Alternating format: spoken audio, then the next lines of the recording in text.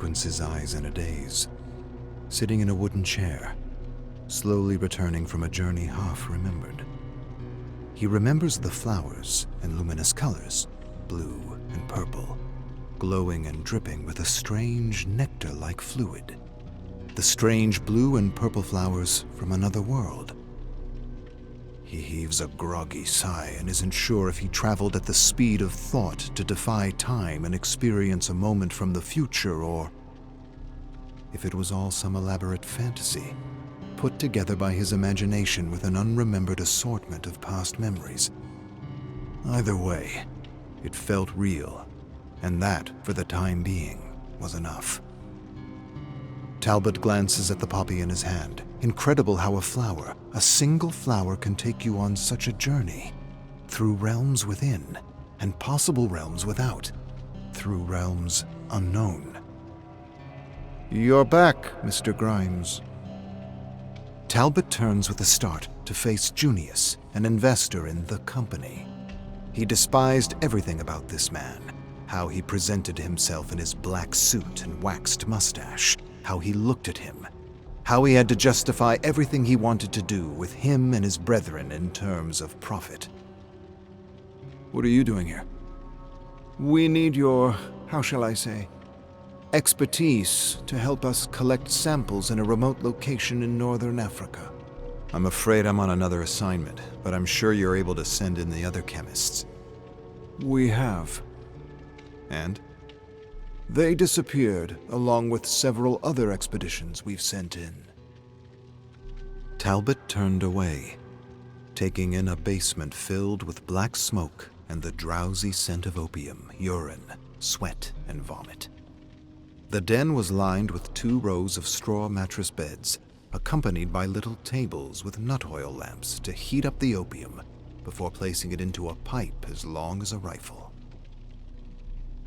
Men groan and grin with their eyes shut. One man stares at Talbot and laughs slowly and heavily with a pipe to his lips. Every time he pulls at the burning opium pellet, there is a hellish frying sound. Junius clears his throat. "Understand, Mr. Grimes, there is no assignment more critical for the company than this one." And by critical, Talbot understands he means profitable.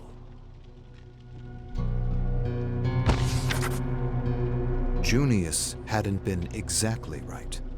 There had been a chemist who had returned from the expedition, an old friend and rival from school, Tomas. Tomas had returned from his journey into the bleed, as Junius called it, without uttering a single word about anything he had seen or experienced. In fact, he hadn't uttered a single word since his return. And as Junius explains how he hopes an old friend would stimulate Tomas, he marches along the grimy London road, leading Talbot to Tomas's home. Within minutes, they approach the entrance of a modest dwelling, and Junius knocks hard. A doctor opens the door and greets them both, explaining how Tomas has gone to pieces and that no one can get anything out of him. The doctor then leads them to a small, dank room where Talbot's old school friend sits at the edge of a bed, rocking nervously. A candle on a nearby table illuminates him in the darkness.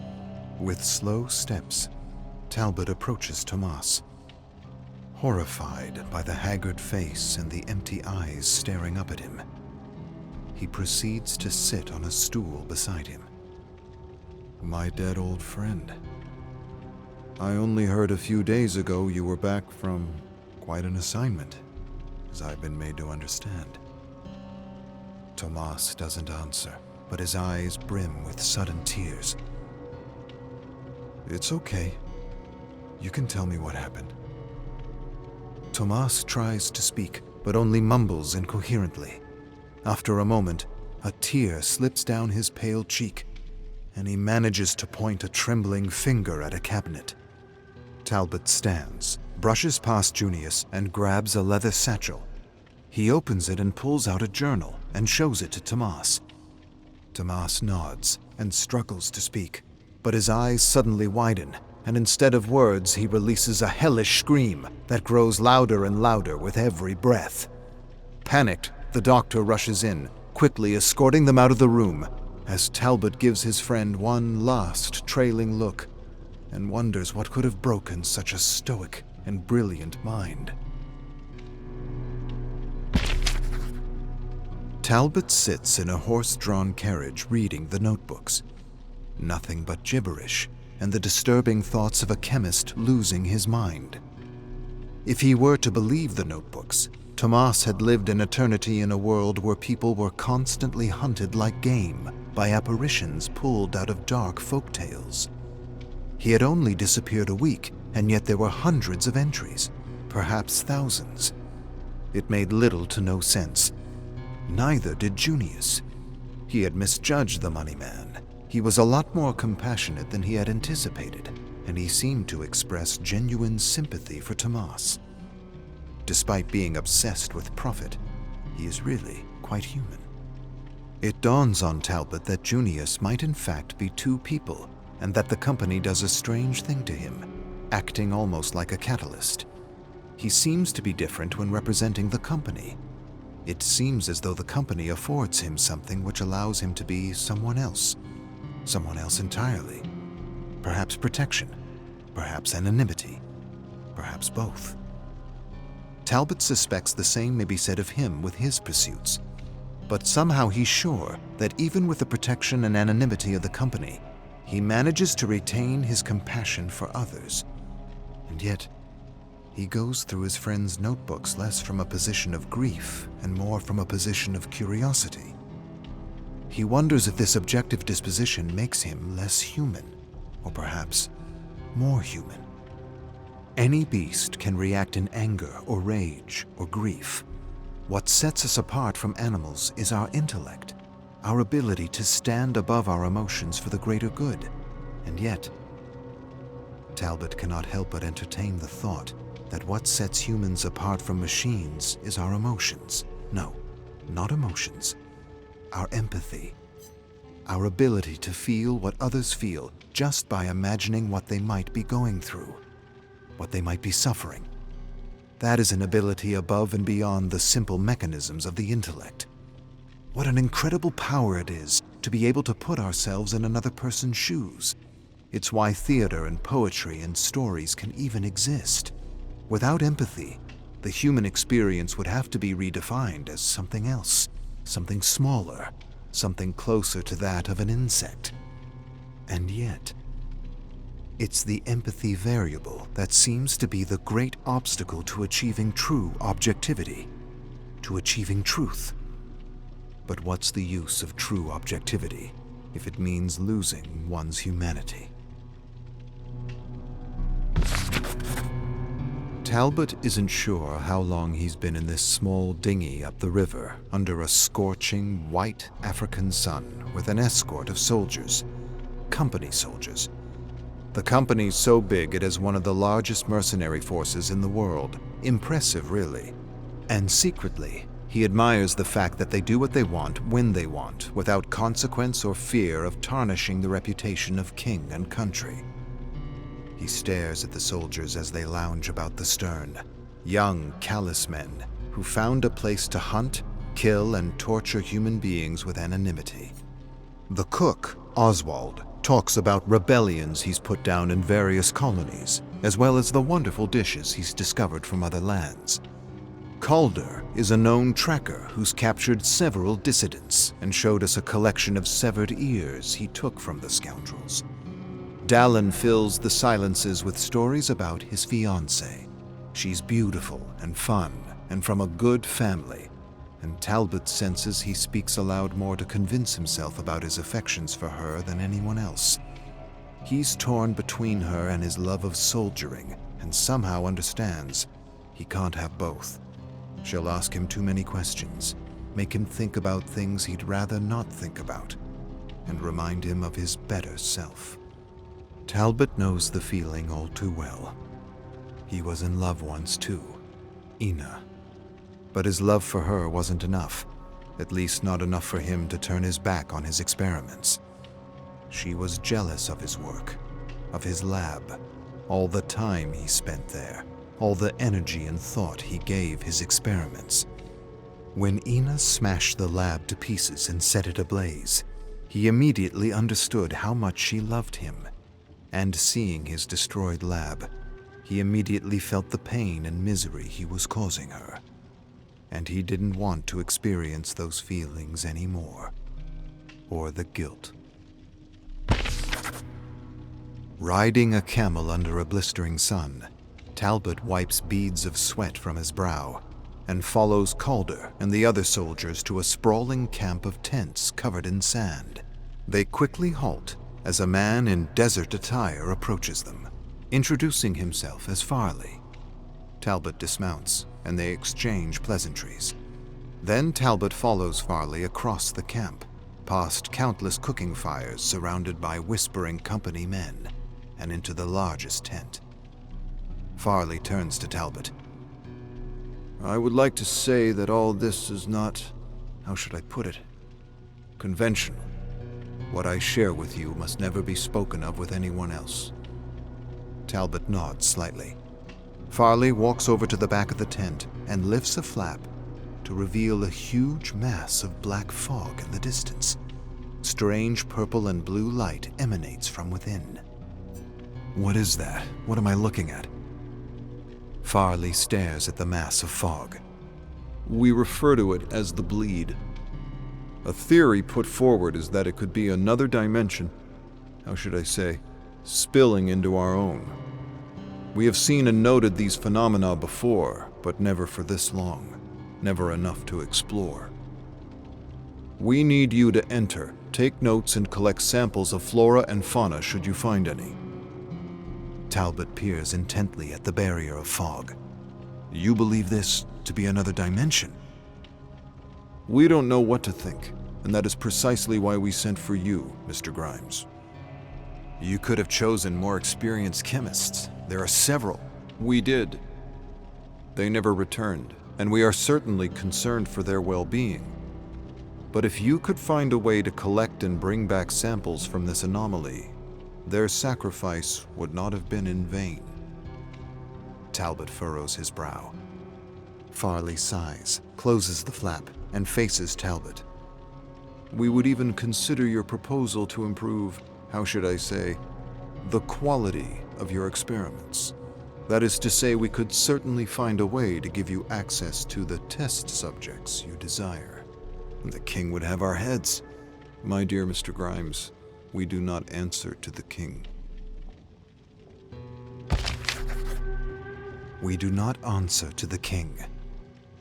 Talbot considers the implications of those words over and over again as he prepares his leather satchel with his notebook, tools, and vials. He then closes the satchel and wonders who in fact the company answers to if not the king. Junius had once told him the company was like a person and was given the same respect as a person, and yet the company didn't seem like a person. It seemed like something else, something different, something perhaps like a beast pretending to be a person, a dark thing unleashed into the world to destroy and plunder and return to its masters with a mouthful of death and a fistful of gold. A part of Talbot hated being a part of this dark thing for the longest time, but over the years he had found a way to rise above his guilt and admire the sheer power and brilliance of what it could do in the world and what it could achieve for its masters without reproach.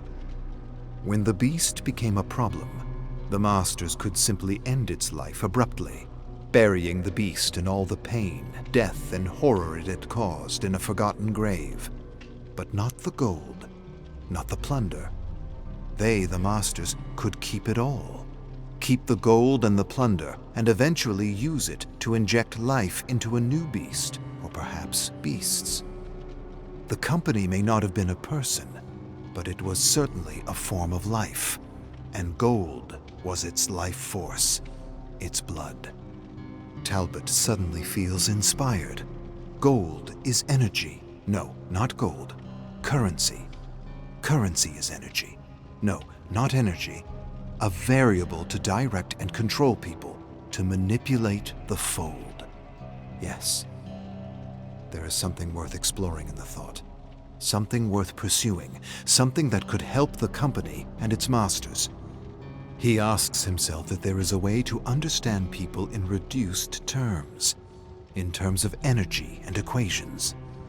Talbot quickly pulls out his notebook and jots down a concept: fold energy. He scribbles down an equation, crosses it out, then rewrites another version. He examines the equation, then releases a sigh and crosses it out again. He wonders for a long moment if people could actually be reduced to a chemical equation that could somehow determine output and potential. It was a strange idea, perhaps even an awful idea, and yet this idea had legs like a beast. It was certainly plausible to treat people as a kind of energy that could be contained and controlled, except for one variable, the human variable: empathy. The strength of currency as a variable to control, manipulate, and predict energy flow would be directly proportional to the value people placed on the currency in their lives. But there had to be ways to remove or reduce the human variable, to somehow turn currency into a collective god, or in the very least, a demigod, something the Fold feared, prayed to, and constantly meditated on. One single god to control them all, one single variable to stimulate, shock, and direct Fold energy. Talbot stares at his notebook and laughs to himself. The idea is ludicrous. There are no legs. There's no present or future world where he or anyone else could experiment on eliminating the human variable. Such a thing not even the company could get away with. But if it could, it would be far more powerful and effective at controlling the Fold than any king or empire. Talbot scratches out his equations, realizing they are nothing more than highly imaginative scribbles masquerading as science. Even if the company were granted the ability to experiment on the Fold without limits, he could not imagine how this intangible human variable could be reduced, let alone removed from the equation. All the cultures and communities and diverging beliefs and values would never allow such a god or demigod to exist. Shaking his head at the absurdity of his theory, Talbot closes his notebook, places it in his satchel, and prepares for the journey to come. Talbot leads his retinue toward a wall of fog, ignoring the gasps and sighs behind him. He stops in his tracks just before entering. Oswald announces that he thinks they should all turn back, and that if they do, he'll make them a wonderful dish he learned in India. Calder says the money they are paying him makes turning back impossible. Dallin agrees with Calder. Talbot takes note of the comment, then extends a finger and pokes the almost liquid fog. And the fog extends a tendril and pokes him back. In disbelief, Talbot pokes the fog again to see if he'll stimulate a similar response. But the fog doesn't poke back. The first time was possibly just a reaction to their collective body heat. The thought of conscious mist or fog almost seems absurd. He stares at the fog for a long moment, then hears Ina's voice calling out his name from within the bleed. He sighs, ignores the voice, and for a moment regrets the swig of laudanum he took to calm his heart and focus his thoughts. Then, as the men continue to gasp and whisper concerns about the fog, Talbot closes his eyes and takes one small step into the unknown. Talbot opens his eyes to find himself staring at strange, luminous blue and purple vines attached to volcanic rock formations he strangely recognizes. Large crows he barely recognizes circle and caw in the dark sky. 2 company soldiers step up beside him with their eyes wide with disbelief. Talbot turns to Calder and Oswald. He scrutinizes the passage of fog behind them, waiting for Dallin to push through. "Where's your friend?" Calder and Oswald realize they lost Dallin and proceed to wave the fog and call out his name. Then Calder moves into the fog, but Talbot grabs his shoulder, stopping him. "We are not where we think we are." Calder pulls away from Talbot. "I'm not sure what that's supposed to mean." "We can't just leave him." Talbot approaches the fog separating them from the camp. "My thoughts are that he turned and returned to camp." Calder and Oswald exchange a look with Talbot. Then Calder steps forward and leads them into the blue and purple gloom. They soon approach a wall of vines with a luminous blue nectar-like substance flowing through veins blocking their path. Talbot reaches up and gently pulls a petal from a small flower and places it in a vial. Calder withdraws a machete with a high-pitched ring, and the vines seem to suddenly tremble. Talbot senses something amiss and grabs Calder's arm mid-swing. "Not the best idea." "Nonsense." Calder yanks his arm free and savagely cuts a path through the vines as a purple substance splatters all over him. Instantly, the butchered vines shrivel up and disintegrate like embers into small puffs of fog. Talbot watches with his mouth hanging as the other vines seem to retract from Calder, as though conscious of his lethal intentions. They seem to be retreating from a threat. Calder nudges Talbot and gestures for him to snap out of his trance. But as he takes a step forward, the volcanic rock below his feet suddenly cracks open. Black fog spews out, and a thick vine slithers out and touches Calder's boot. Before Talbot can stop him, Calder stamps the vine like a snake. He laughs and shakes his head as the vine snaps alive, wraps around his ankle, and rips his leg off with impossible power. A fountain of hot arterial blood sprays the cold darkness as Calder screams in agony. Talbot swallows hard as Oswald panics to help the tracker. He moves past the screaming man and stares at the retreating vines with mingled curiosity and disbelief.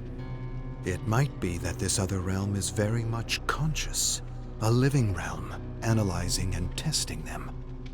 To what purpose, he isn't sure, but screams suddenly interrupt Talbot's thoughts. He turns on Calder and suppresses an impulse to yell at him. He's likely in excruciating pain and didn't mean the interruption.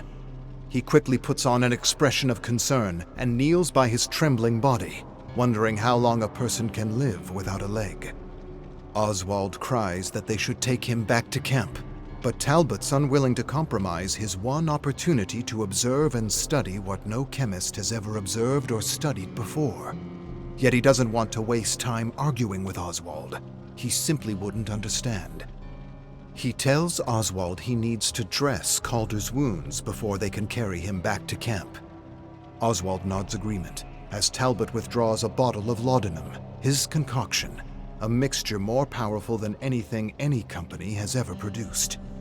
He places the bottle to Calder's lips, tells him the serum will ease the pain, and he proceeds to pour the contents down his trembling mouth.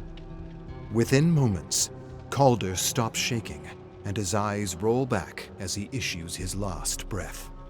Talbot allows a small grin, and he suddenly feels the barrel of a pistol at the base of his head. "What did you do to my friend?" Talbot closes his eyes and waits for death. Oswald shouts at Talbot, calling him a bloody murderer. As his finger curls around the trigger, a massive cloud of fog rushes up to him and grabs him like a fist and pulls him, kicking and screaming, into the darkness. Talbot stands on shaking legs, staring at the scene incredulously. It was as though this realm was protecting him. It was as though it was keeping him alive for some unknown reason.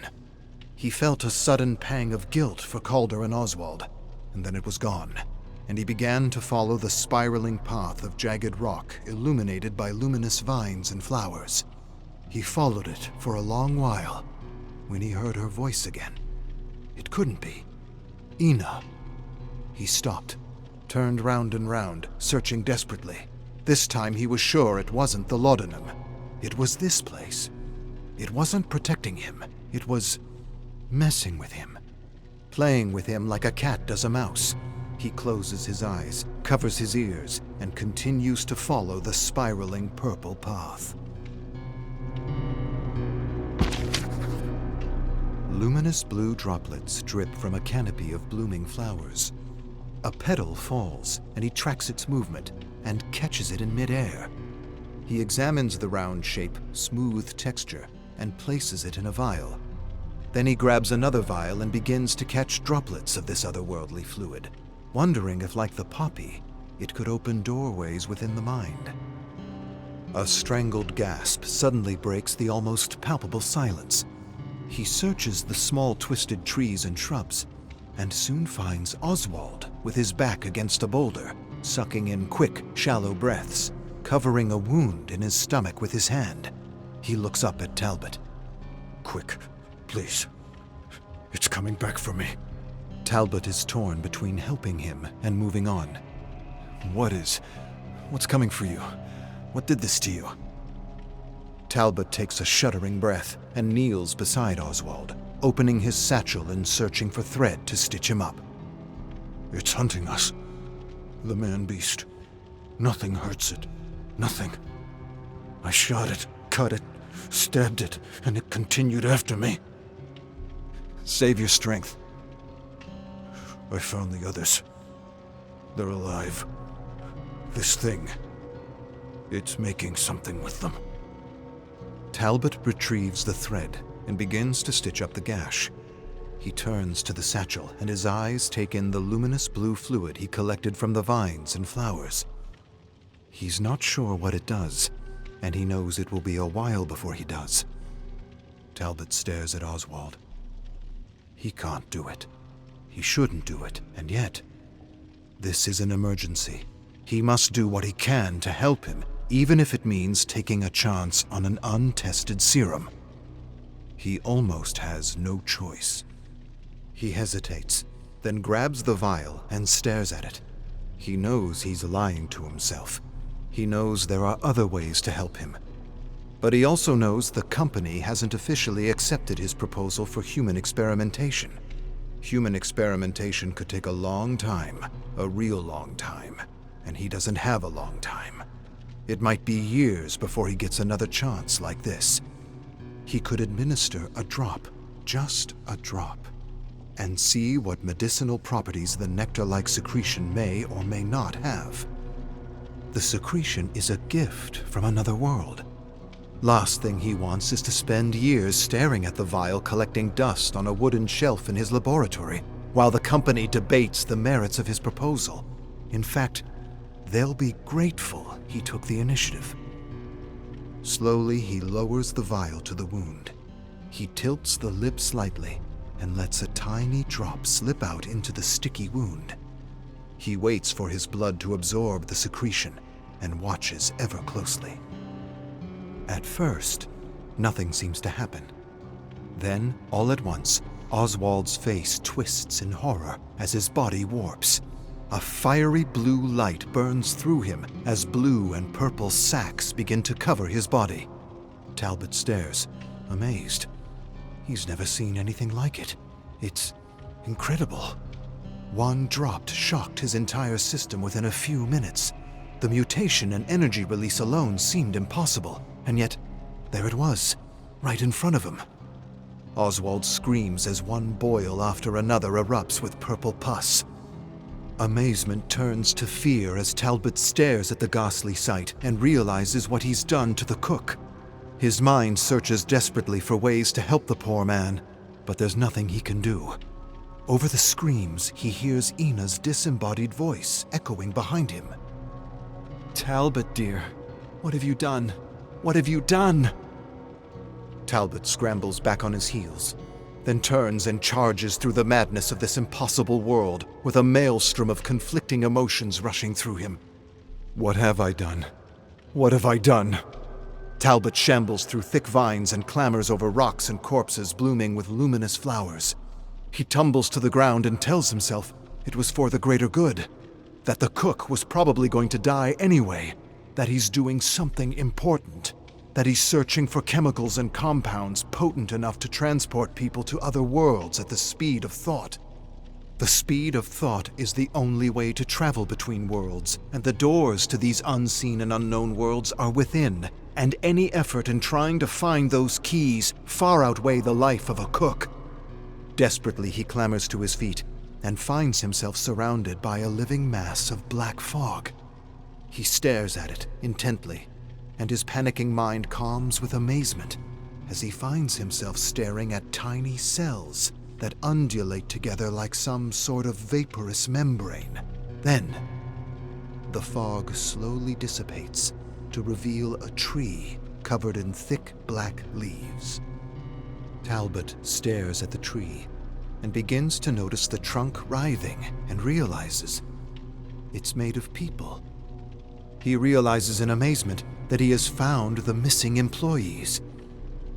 He begins a slow march toward this tree of death with his eyes wide and his jaw hanging. It's beautiful and horrific at the same time. It's sublime. It's the only word that comes to mind. As Talbot approaches the gnarled tree, the black leaves suddenly take flight, revealing themselves to be massive crows. He gazes skyward and watches the crows disappear into the darkness. Then he hears the crunch of stone and quickly lowers his gaze to find himself face to face with the man-beast. The creature stares at Talbot with a gaping mouth and glowing blue eyes, as though recognizing him. It hesitates and seems conflicted as it peers into his disbelieving eyes. Suddenly, the creature shrieks something horrible, and vines burst out of its hands and wrap around his chest, squeezing the breath out of him until he slowly drifts into nothingness. With a gasp, Talbot opens his eyes, alone in the desert, under a blistering sun with no sense of the passage of time. He remembers pulling himself off the tree. He remembers someone crying out to him for help. He remembers taking samples as everything evaporated before his eyes. Then he remembers walking and collapsing under a scorching white sun, wondering if he was going to suddenly wake up in another world, or perhaps in an opium den. Talbot struggles to sit up as a mirage of men on camels gallop toward him. He looks down to his clenched fist, opening it slowly to reveal a blue and purple flower.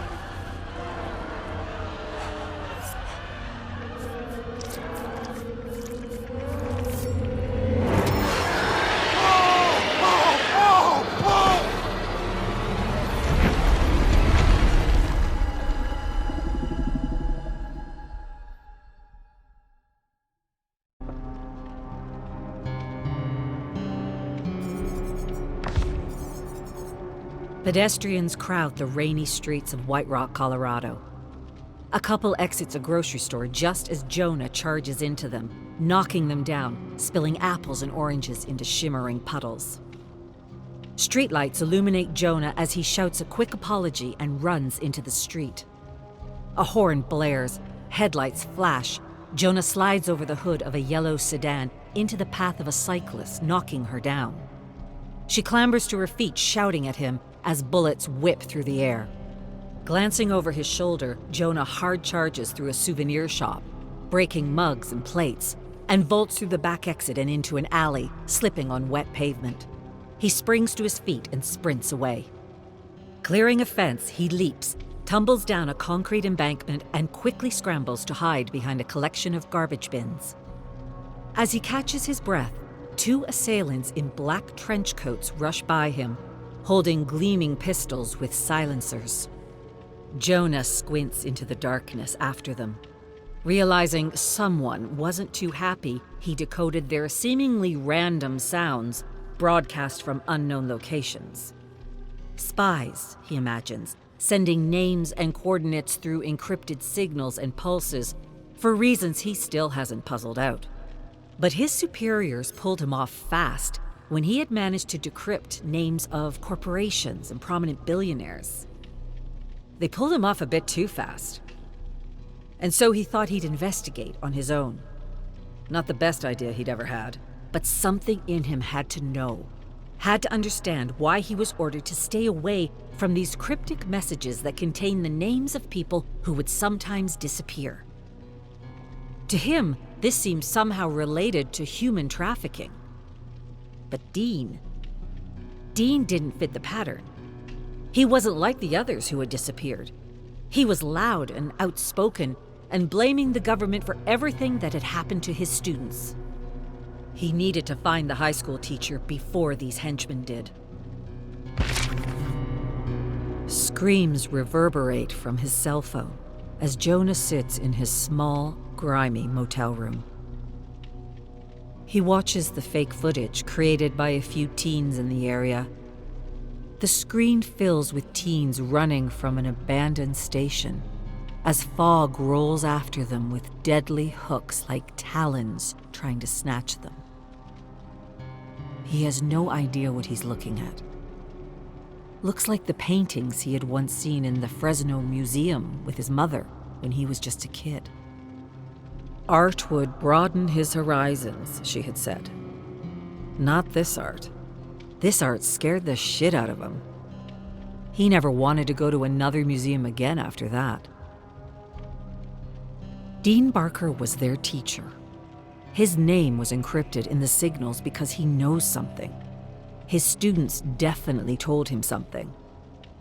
Jonah closes the video and opens Dean's digital profile, hoping for a clue, any clue to find him.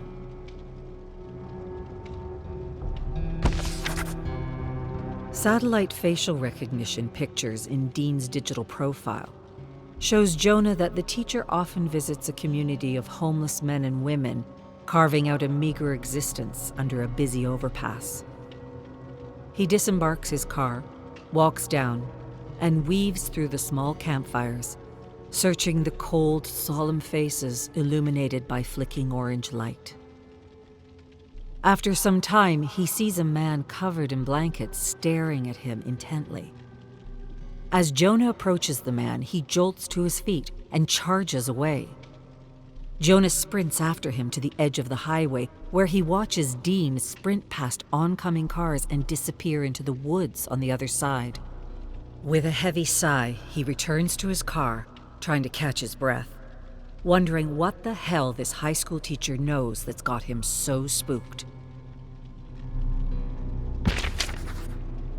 In the early morning, Jonah sits in his car surveying a nursing home, hoping Dean will try to reach out to his father.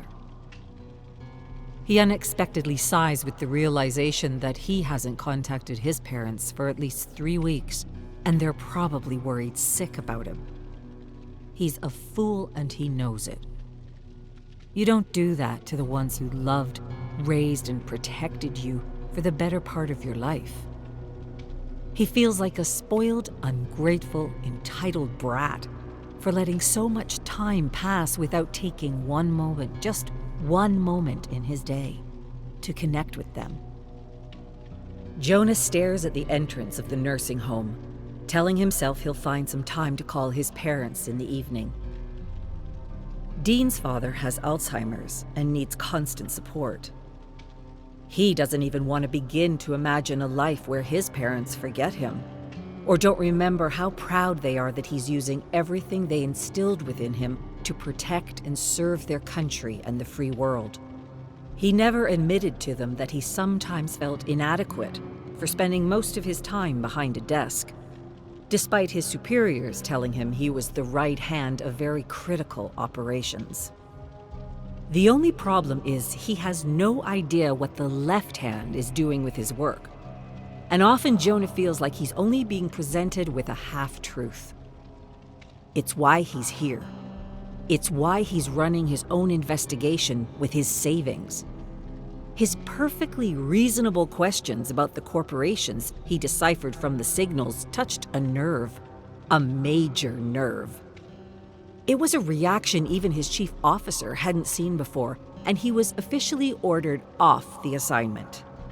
And so, being a good right hand, he officially moved on to a new assignment.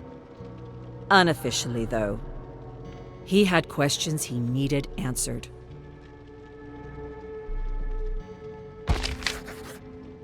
As the sun slips below the horizon, Jonah spots a man leaving the nursing home through the side exit. Jonah disembarks and follows the man to the back of the home, where he loses him. Again. He curses under his breath and feels like he has to brush up on his field work. He needs to spend a little more time running investigations than sitting behind a desk, crunching numbers, searching for patterns, and talking baseball. With a sigh, he strides back to his car, tries to open the door, then realizes it's locked. He activates the remote in his pocket, opens the door, hops in, and starts the car. For a moment, he leans against the steering wheel as he stares at the entrance of the nursing home, frustrated with himself. He prepares to shift gears into reverse when the passenger door suddenly thrusts open and he finds himself staring at the barrel of a gun. Frustration turns to embarrassment as a hooded man jumps into the passenger seat and closes the door. Jonah raises his hands. Dean stares at him for a long moment, then lowers the gun. "Why are you following me? I said I'd come to you when it was safe."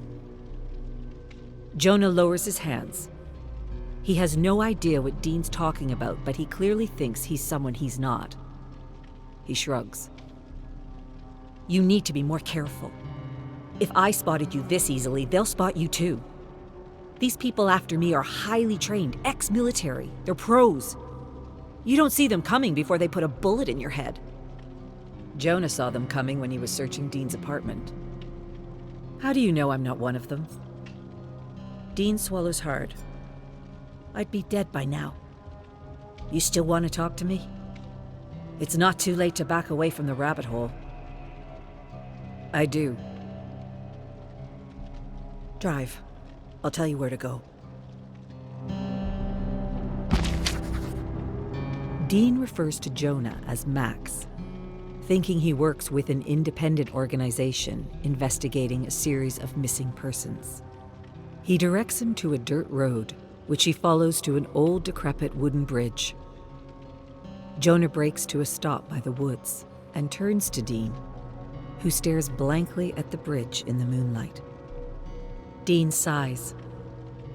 "My father and I used to fish in the river under that bridge. We had some good times." "What do you know about me, Max?" Jonah turns his gaze from him. "You were a high school teacher. You quit last year after the junkyard tragedy." "That was no tragedy. I knew those kids. They didn't bad trip and kill each other. They did a lot of stupid things, but they didn't do that." Jonah nods attentively. "At first, I thought spooks set them up, but then I realized it was much bigger than that. Aren't you going to take notes?" Jonah taps his temple with a finger. "I'll remember." "Right. Well, Johnny and the others picked up signals from the old abandoned station in the mountains. Weird frequencies and vibrations. And they went up to see what was going on. And when they reached the station, they filmed a bunch of maniacs in robes conducting some ancient ritual while impaling some drugged man who had no idea what was going on." Jonah raises his eyebrows skeptically. "That was fake footage, a prank to go viral." Dean shakes his head solemnly. "I wish it were. They'd still be alive if it were. Mockingbirds embedded in the media told 10 lies to hide one truth. Then they discredited and eliminated the source." Dean was referring to an old initiative which had been shut down years before Jonah was born. Jonah sighed skeptically and would have normally dismissed this man as a conspiracy junkie, except for the fact that his name was important enough to encrypt in a series of signals. Before they were eliminated, they went up to the station again and got more footage before those bastards destroyed the bridge to get up there. I released some of that footage, and they responded. 10 lies to hide one truth. And somehow I must have left a digital trail. Dean shakes his head and stares blankly out of the windshield. The rabbit hole goes deep on this one, real deep. Our institutions have been compromised by a few idiots trying to bring a very dark thing into our world. Jonah nods thoughtfully, just as a bullet punches into the rear of the car. Without hesitation, Dean vaults out into the high grass and charges through the woods. Jonah jumps out after him. Jonah moves stealthily through the shadows with his gun at the ready. He counted 2 assailants pursuing them, and he figures they're the same 2 who confronted him at Dean's apartment. Seems like a lot of heat for a conspiracy junkie peddling fake footage of ancient cults and deadly rituals. Quickly, he ducks in the underbrush and listens to steady footfalls growing louder and louder. He waits patiently for his pursuers. One runs past him. He lunges and knocks him unconscious with the butt of his revolver. He then slinks in the shadows and waits for the other. An instant later, he sees him rushing toward him. Just as he passes, he thrusts out his arm and clotheslines him. Then he quickly follows through with a pounding fist in the head. Straightening up, he calls out for Dean, and activating the light on his phone, proceeds to search for him. Jonah pulls up to the junkyard, hoping Dean has the same instinct. He disembarks, climbs over a chain-link fence, and surveys the area. Doesn't make sense. Something doesn't add up. His instinct tells him there are other possibilities. He takes a moment to clear his mind. Then he visualizes the teens arguing about what they should do next and where they should hide the evidence they've collected on this ancient cult. Johnny grabs an envelope and disappears amongst the piled cars. Jonah peers at the cars and wonders if there's something hidden in the yard, something the police may have overlooked. He figures he's got some time to kill before Dean shows up, if someone didn't get to him already. "10 lies to hide one truth." It's certainly possible. And it certainly sounds like something the agency would have done in its formative years, when mandates were hazy and departments were run by psychopaths like Stomper and Carter. All those secret departments and experiments that had destroyed so many lives had been officially shut down. But unofficially, he could not say for certain. Unofficially, the programs could have moved to other branches of the government, or they could have been rebranded within the manifold compartments of the agency. He couldn't know, not for certain. With a sigh, Jonah gives up his futile search for something that would corroborate the teacher's story. He jumps on the hood of a gutted truck, lying on his back, staring at the stars with a terrible feeling rising from the pit of his stomach. He's never going to see the teacher again, nor will anyone else. The teacher's gone. He'd never know the truth unless he bought some equipment and climbed up to the station to see for himself. Part of him wants to go home and just forget this whole ordeal. Another part of him wants to know, needs to know, needs to understand why he was pulled off the assignment so abruptly. The left hand didn't realize what the right hand was doing and panicked. That panic had caused a strange feeling inside of him. That very same feeling was there again, as when buried rumors of the agency creating and funding rebels to destabilize regions and sell weapons to governments began to resurface. The mere thought makes him want to quit and join his father on the farm. But he's never quit a thing in his life, and he can't help but see how perfectly positioned he is to weed the garden from within. Perhaps even kill a few snakes while he's at it. Seems to him quitting would only allow the weeds to grow and the snakes to reign. He couldn't allow that, and he certainly couldn't turn his back on his country, even if it meant living a double life. It's what he was doing anyway. The more he thought about it, the more he realized he was in for the climb of his life. Perhaps even the fight of his life.